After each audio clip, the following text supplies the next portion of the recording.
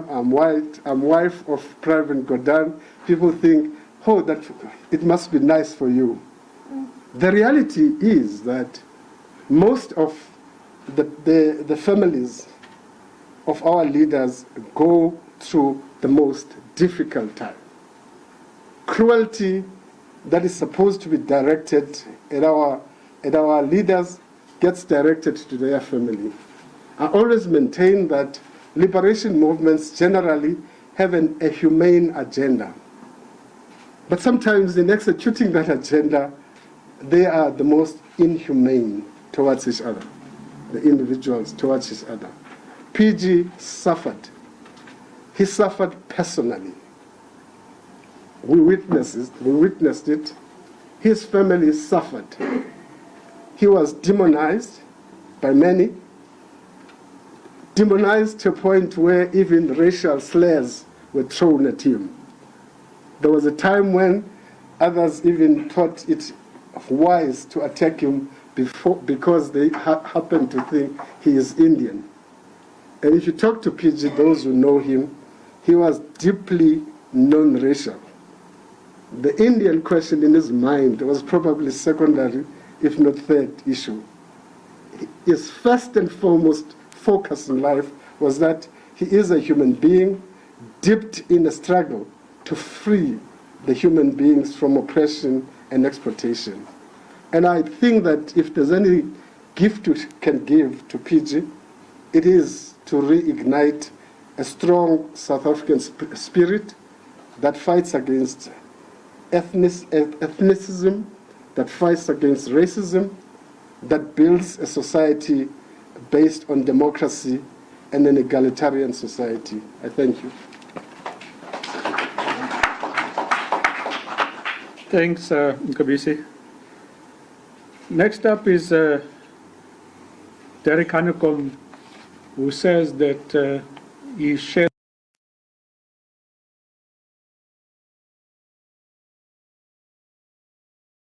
about what that felt like now. Without the telephone call. Okay, smoke signals or whatever. Thank you, Sean, and thank you all for being here. So the biggest claim to fame is that I was fired with Pravin Gordhan. I don't really need to say much more than that. So, let me start off firstly by acknowledging the presence of the leadership of the Veterans League. And I say that not because, I personally hold them in high regard and have a deep respect for the elected leaders of the Veterans League, but because Pravin put so much hope in the matters that the Veterans League were now taking up so vigorously in the attempt to renew the ANC and to restore the credibility of the ANC and the rightful role of the ANC. So, veterans, dear veterans, we really appreciate your work, but we say to you, keep it up with even more vigor in honor of Pravin Gordhan.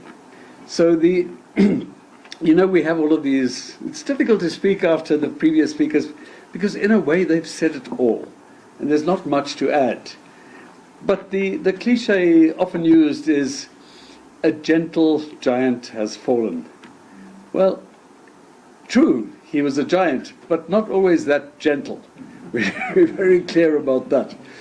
But on the other side, there was a gentle side and a compassionate side of Pravin Gordhan, which the public wasn't always aware of. A man that had intense loyalty to his comrades and his friends, and especially to his family. So here was the fighter, Pravin the fighter, the courageous, bold fighter, and Pravin, the loving man, loved his family like you wouldn't believe.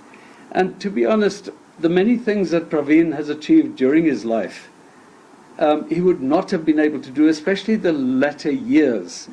The fights he took up that often were up against a terrible opposition, unprincipled opposition, and without the support of his family, he would not have been able to do it. So I think this amazing supportive family enabled Pravin to be a fighter until the very end. And a fighter not just for the sake of fighting, but a fighter for justice, a fighter for what is right.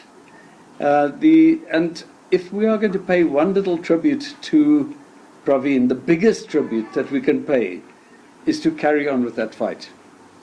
You know, and that is the thing that he would have wanted of us more than anything else. We can put roses on his grave and flowers on his grave, and we can do all of the things that might be done when a person passes away. But more than anything, he would have liked us to carry on with that struggle, because the struggle indeed was his life. He lived a life completely dedicated to the struggle for non-racial, non-sexist, democratic South Africa. That was his life until the very end. So it's really an honor to speak here today, but also an honor to be with somebody like Mac Maharaj. Because Mac Maharaj is still with us, and we're grateful that he's still with us. And he is exactly the same. Mac Maharaj will struggle until the very end. So a tribute to you, Mac, while you're still alive and with us, and we expect you to be with us for a long time to come. You better be. Okay. He's committed himself publicly. But one thing you know of somebody like Mac, he will never give up. He will fight the fight until the bitter end. And I think that is the message to us, is keep up that fight. And do it wherever you are. We don't all have the kind of profile that a Pravin Gordhan had or Nelson Mandela had, but we have our own little corners. We have our own little opportunities and moments when we take up issues of justice. We take up issues affecting the poorest of our country, which are the issues that were so dear to Pravin Gordhan. For me personally, Pravin had a profound influence on my life. And it started in a very difficult struggle to deal, as the former Deputy Minister has said, to deal with a very, very difficult situation, but to find ways of dealing with it, not just speaking out, but dealing with it effectively. And to make sure that this evil that was encroaching our society and taking over the governance of our country, and the real threat that our country would collapse in the face of unbelievable corruption, in the face of state capture, and to find effective ways of ensuring that that does not happen.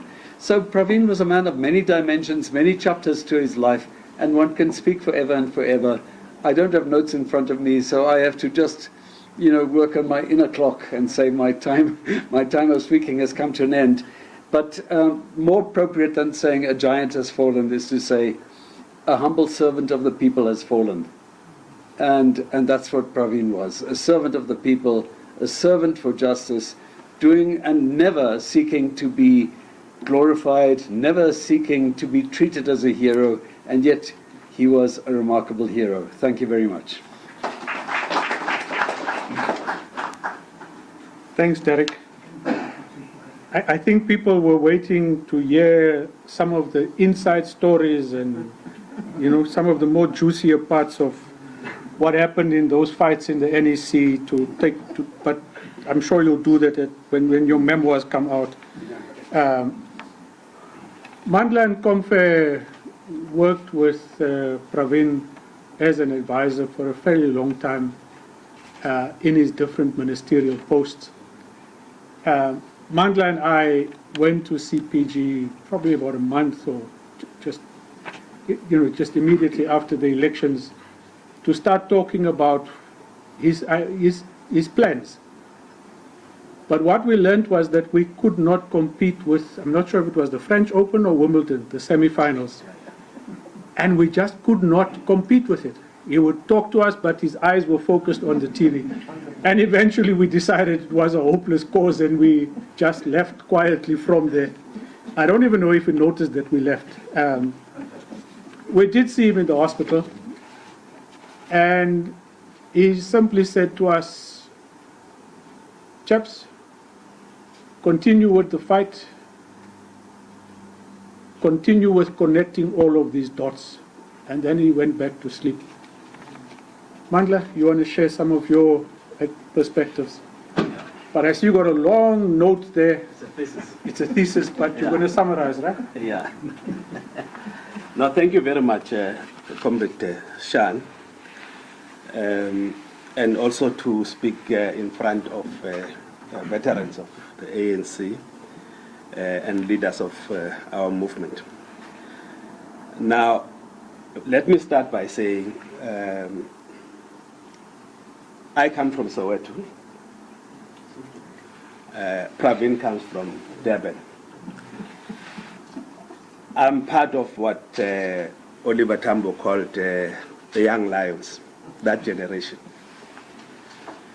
So in that sense, Comrade Shan, other than the almost 10 years that I've been with Comrade Pravin, I have also been with him almost close to 40 years in different capacities as such. And as young people, Shan is there, himself, Resh is here, and a lot of young lions. And I'm probably speaking for even the office. Ntabi Singh is here. There's a lot of lessons that we actually got from Comrade Pravin. I think the angle that I want to bring is the humanity of Comrade Pravin. Because revolutionaries sometimes are looked at as very clinical, very cold, without any sense of humanity.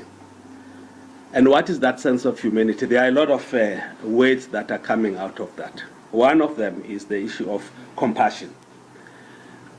Another one is empathy, and a whole range of other ways of responding to the vulnerable and powerless people within society.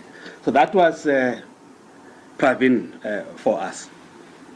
But within this notion of humanity, and a lot of people have spoken about that, is activism. Now, Pravin never saw himself as a politician. He would actually respond very badly if you say he's a politician. He had this skeptical notion around politics, short-termism, etc., etc. So the issue of activism and being an activist to the last is what defined him, and the sense of service to the people. So that's one part of it. We learned a lot from him insofar as thinking strategically in our deliberations, and he had this clinical mind of getting through complex issues, and reveal the essence of what needs to be done. So in that sense, I think he actually groomed a lot of people. So he was a leader, he's a mentor, a builder, and everything. But him as an activist, another notion is organization. So Pravin was not, in my view, this grand theoreticians. There's a role for theoreticians and ideologues in the movement. But Pravin was organization, strategy, tactics, and all that. So that for me is very important. And he actually instilled that to a lot of us who were working with him. So organization is one thing. Now, Shan, the one thing that I think people don't know about Pravin is his commitment to the ANC and to the organization. And you would say, but inside the ANC, outside the ANC, you have all these attacks. But, like typical old cadres will say, it's the ANC. I must follow what the ANC, in the context of also what he thought needed to be done. So the issue of collective was very important.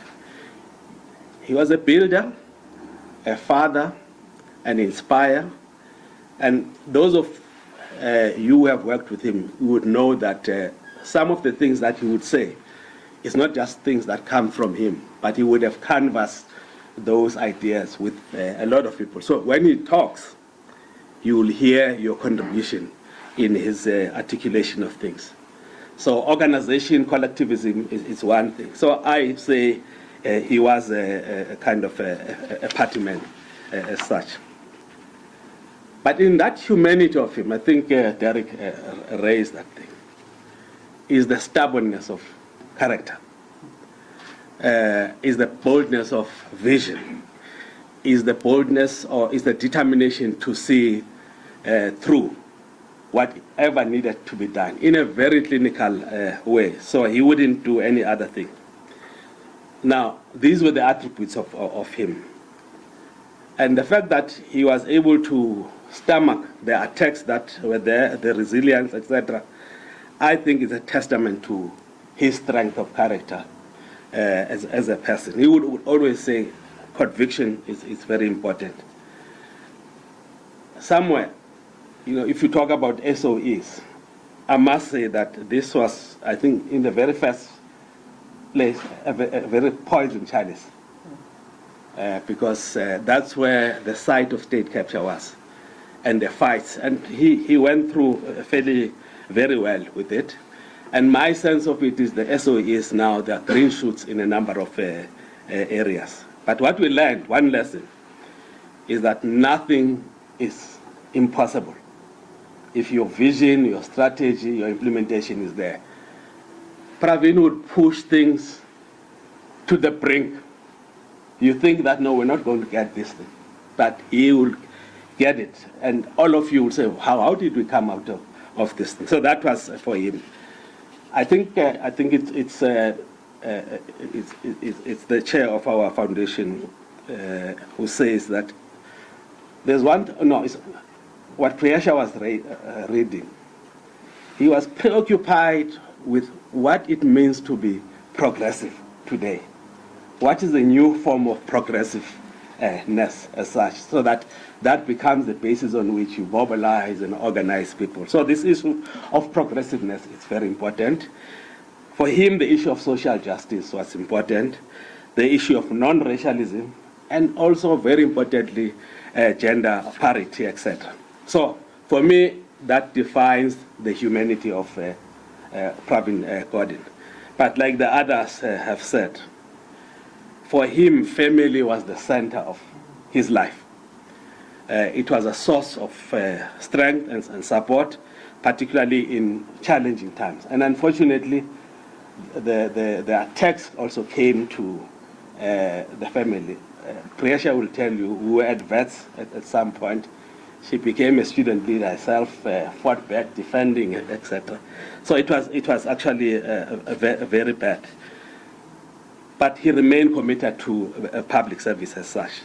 So I think for the youth and the future generations, we should draw inspirations from Pravin's life.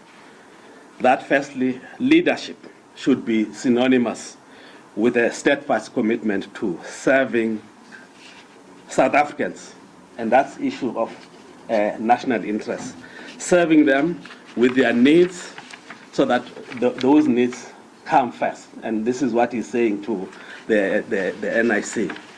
And for us, therefore, to achieve this, we must safeguard, we must defend and enhance the institutions of our republic, because the issue for him was the institutions. Despite the challenges and setbacks, in my view, South Africa's future remains bright. What we need to do now, which is not there, and more than ever, is ethical, courageous, and bold leadership that he has shown. And I hope that we'll follow with that type of leadership, with the courage of convictions and all that. And therefore, we're going to be revolutionaries who are humane revolutionaries, not slaughters of our people with a social distance and all. So thank you very much for giving me this opportunity to speak in his honor. Thank you. Thanks, Mandla.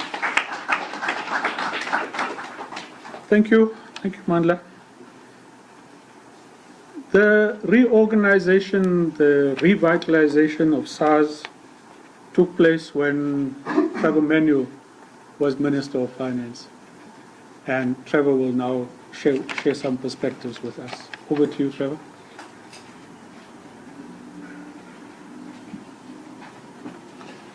Thank you very much, Shan. Good afternoon to all of you, Priyesha, and in their absence, your mom and Anisha. I don't want to talk about SARS. We can write a book about that. I thought I want to raise a few other issues just because I can be difficult. So one of the questions that arises is, and virtually everybody who spoke about this commitment that Pravin demonstrated every day of his life throughout his adult life. The question is, what was the origin of it? And I went back and looked, because we know that Gramsci was an important influence in PG's life. Nobody held a conversation with him, so Mandla, he was a theoretician. But Gramsci says this: you must realize that I'm far from feeling beaten. It seems to me that a man ought to be deeply convinced that the source of his own moral force is in himself, his very energy and will, the iron coherence of ends and means that never falls into those vulgar, banal moods, pessimism and optimism.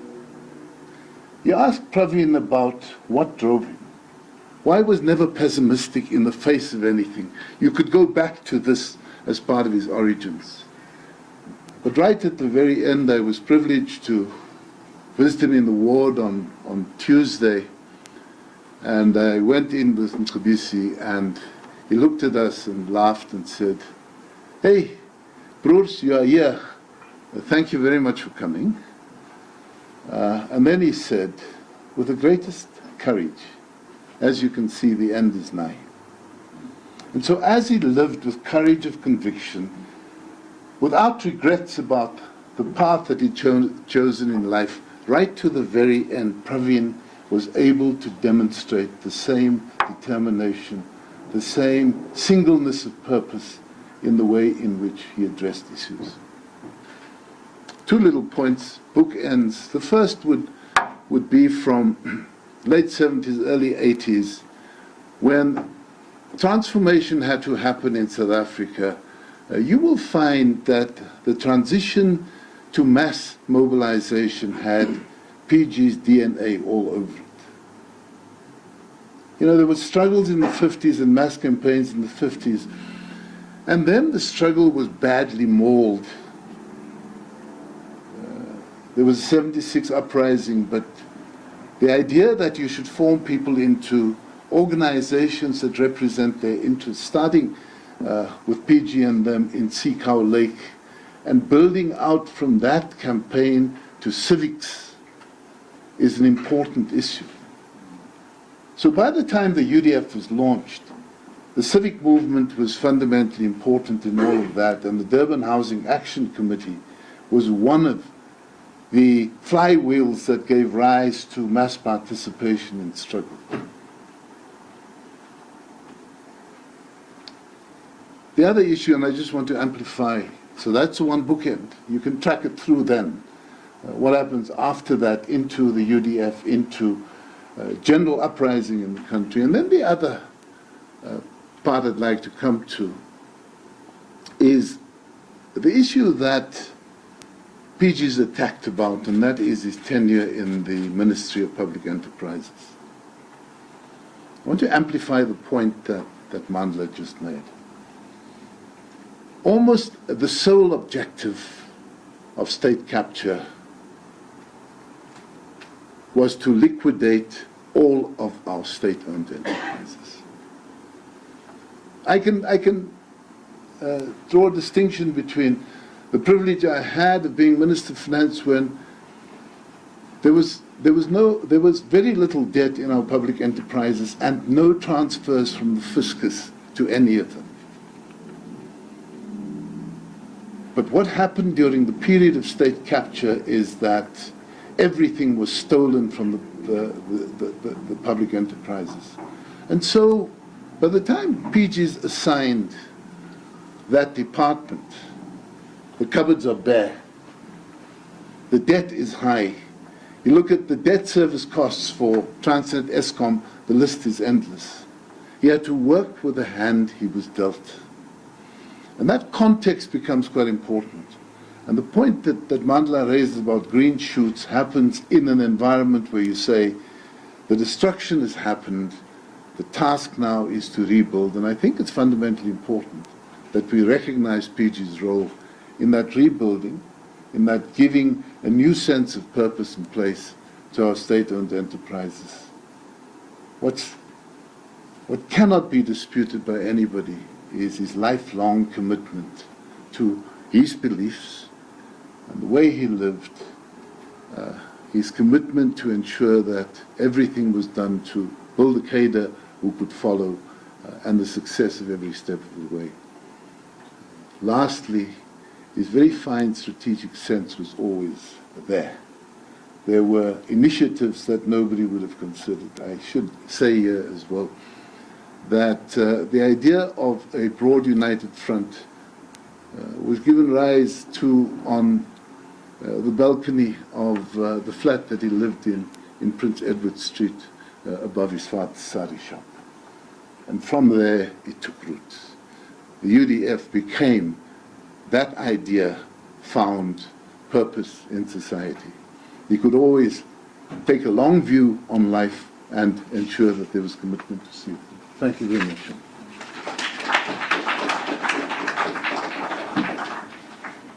Thanks, Trevor.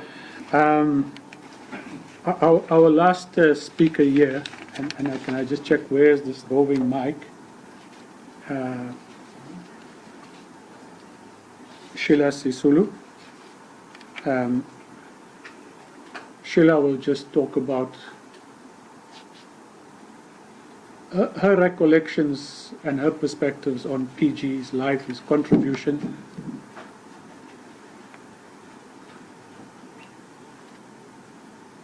And we're happy today that you don't have to navigate the pathways of Cornhill that you had to do the other night.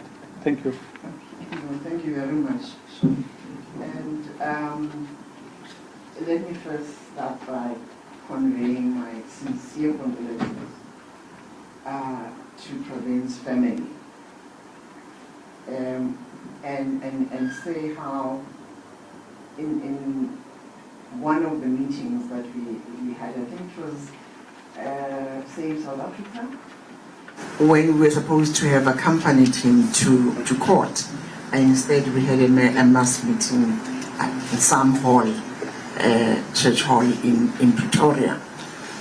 And you know how it is that when people are gathered in that kind of place, then they treat a person like Pravin as a celebrity, and we all want to rush around him. And at some point I saw him stop and almost,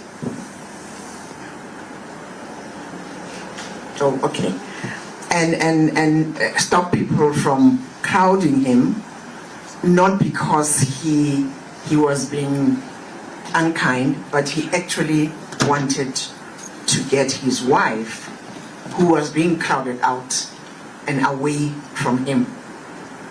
It was just a small gesture that probably people missed, and I'm glad at that point he introduced her to me, and I've always had it in my mind. The other recollection was that he spoke against and worked against everything that was wrong in our government and in our organization at the time. But he was never cruel, never unkind, but firm in his beliefs. So around the time when he was, before the big meeting, when he was clearly being isolated for attack, I called him and said, can we have coffee? And I emphasize coffee, not tea, we met at a cafe in a cafe in Pretoria, and we really were talking about this and that, and for me it was to say to him, there are many of us who are here physically and openly with you. At the end of our coffee, I asked for a picture. And he said to me, Comrade Sheila, you're not afraid? I said, no, I actually am very proud to be able to have this moment with you. And of course, all hell broke through. Yesterday, I was very happy that I had a moment, or the day before yesterday, a moment to talk about SARS. You know, you can love it or hate it. As someone would say, SARS, being in SARS, or people relating to SARS, SARS could never do right. It was like, there's a saying in Sepedi, Mac, that says, it was like a royal cow. If you meet it in the wilderness and you drive it to the royal cow, you might get into trouble. Because why? Where was this cow? Were you trying to steal it? If you don't save it from whatever, why didn't you save it? So you're damned if you do, and you're damned if you don't. So I was one of those who really still have a love-hate relationship with SARS. But I would never, ever take away from the fact that all of government would not have been able to do half of what government was able to do as a result of the work of Pravin in building up SARS into a formidable, highly respected entity. Even at the time, and you know, when the hyenas were baying for his blood and wanting to get into, well, they did get into SARS and try and destroy it. The foundation was so strong, it was able to withstand all those attacks. It's actually a metaphor for Pravin himself, that they tried to destroy him from every end. And because of who he was, they failed. And today, as we celebrate his life, we celebrate a formidable comrade, a man of integrity, a Boaba that is able to withstand all kinds of weather and be an inspiration to all who come into contact with him. So I'm glad my comrades from the Veterans League are here. I know the working on making the organization get back to its glory days. It's not been easy, it's not easy, it will not be easy, but we owe it to people like Pravin. And we're thankful that Mac is with us as well to continue this hard work, because the organization and the country and the people of South Africa deserve an organization such as the ANC get back to its glory days and serve the people of South Africa. Pravin, find peace. We are here. We are dedicating ourselves to continue your hard work for the people of South Africa. Thank you very much.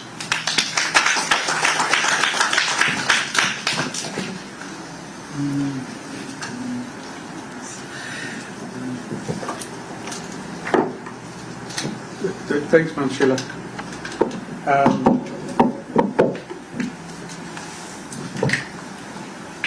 Before we open up for a round of questions, I thought, just let me read to you, some words of PG in this book, this unauthorized biography.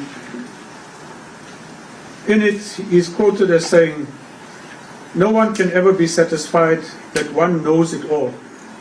My life has been about learning and growing and adapting through the learning.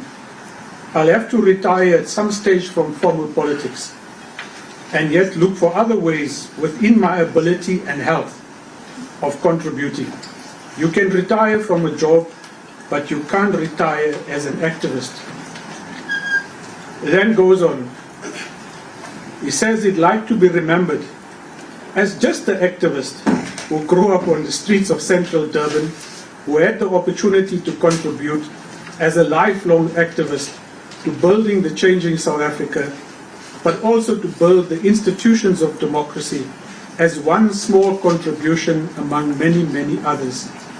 And how does he think he'll be remembered? Well, that depends on how you write the book. He laughs and then becomes serious. Actually, I think it will vary depending on what happens to the rest of my life. For the last 18 months, I've taken a lot of knocks for doing what we had to do in respect of SAA, for example. From an anti-corruption figure, I suddenly became stupid. And I was horrified the last 3 days to read the vitriol that was being spewed out, particularly on X. It was just the most disgusting content. I'm, however, very happy that I think this morning and going forward on all of the mainstream media, there's been a very different appreciation of Pravin. Some critical, and perhaps rightfully so in specific areas, but not the kind of just negative commentary for the sake of negative commentary that came before his death. And I hope going forward that when we introspect his life, it will be done on the basis of fact, not on fiction that I think that you would have heard in some of the radio stations this morning. So, just to repeat, the funeral takes place in Durban on Thursday. It is an official funeral, will be followed by a private cremation, but the finer details of that will probably come from the presidency over the next few days. The family have also asked for the media and the general public, for those who want to go and pay their respects, to do that after 3 today, and also when it is no longer possible, to really respect their time and all that they will be going through over the next few days. Lastly, across the length and breadth of South Africa, you don't need permission to celebrate PG's life. Do it in the ways that you think is most befitting and is within the ability of the organizations and the people there. Because I think his life is worth celebrating across the length and breadth of this country, not just in the formal events that will mark the next few weeks. The foundation and others will look at hosting a memorial event in Johannesburg next weekend, but again, there's a range of consultations that we would have to go through, but definitely next weekend there will be a memorial event. On that note, I'm hoping you've had too much of content so that there's not any question, but in the event that there is, can I ask that the questions and the comments be short and to the point? The speeches we've already had now. Any hands?